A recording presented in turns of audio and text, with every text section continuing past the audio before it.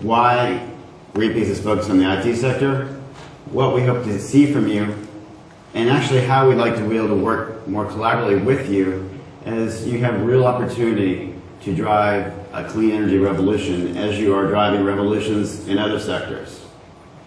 And it's with all respect to the great amount of progress you've made in energy efficient design and the energy savings you're achieving all the time, and we hear about more and more each year, but we're asking you to do more. You have an important role to play in changing our economy, and we're asking you to step up and accept the challenge that we've put to the sector and to several companies in particular to lead that charge.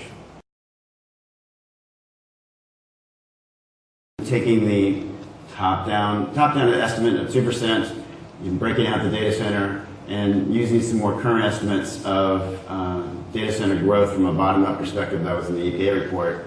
Say, okay, it actually could be significantly larger, and if you aggregate not just the data center but also the telecommunications network, it's significant. It's distributed, but it is significant. If you rank it among countries, it would be the 5th largest country in terms of electricity consumption, and that was in 2007. Now, we've seen estimates updated from data centers, electricity demand of approximate 60% growth, even during when the rest of the world's electricity demand was flat during the economic downturn. And this is not to say it's bad. It's just, it's significant. And it's important in terms of understanding your standing in the debate and that you have a role to play. Now, if you put this, again, we put the cloud infrastructure and the data centers that we are already relying on significantly, and we're going to rely on even further as we move forward in the right places, energy efficient, of course, but attached to the right sources. This could be a huge win. It can really, people in this room can be leading the charge in driving the clean energy economy. So that is the challenge we would like, part of why I'm here and why we've been working with companies in this sector to identify those who are leading that charge, because it's such an important period of time.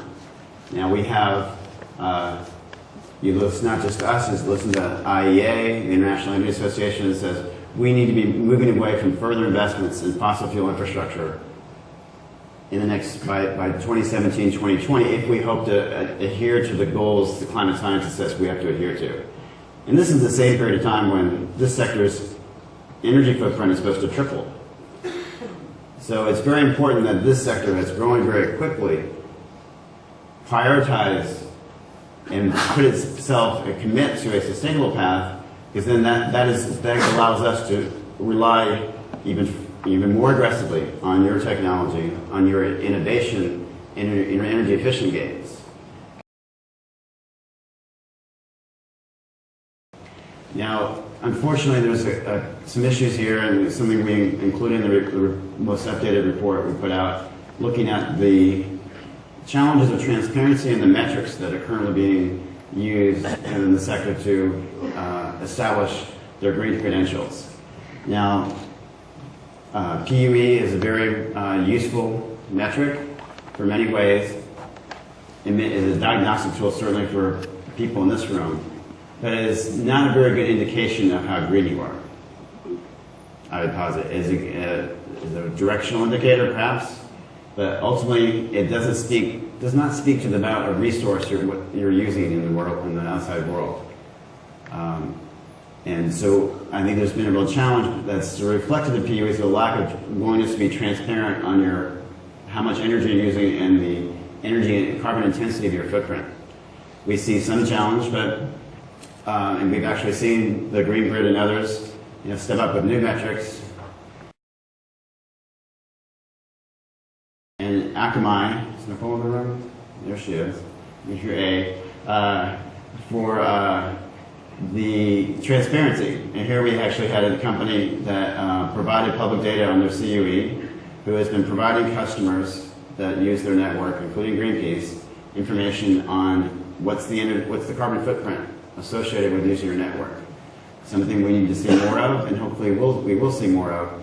But A, for transparency here, and Google, it's just the things we go back and evaluating, these are the categories. Transparency, looking at infrastructure setting, your use of energy efficiency, and also your greenhouse gas goals, and use of renewables or advocacy to drive clean energy. Now, not everyone, we also gave an A to Google for their clean energy investment.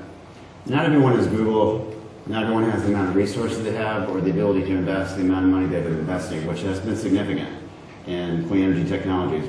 Everyone can do something with their brand, with their influence in either the utility or the government level demanding better. No matter how big you are or how small you are, you all have standing to demand better because you are growing very quickly and people all want you to come to their states, to their communities.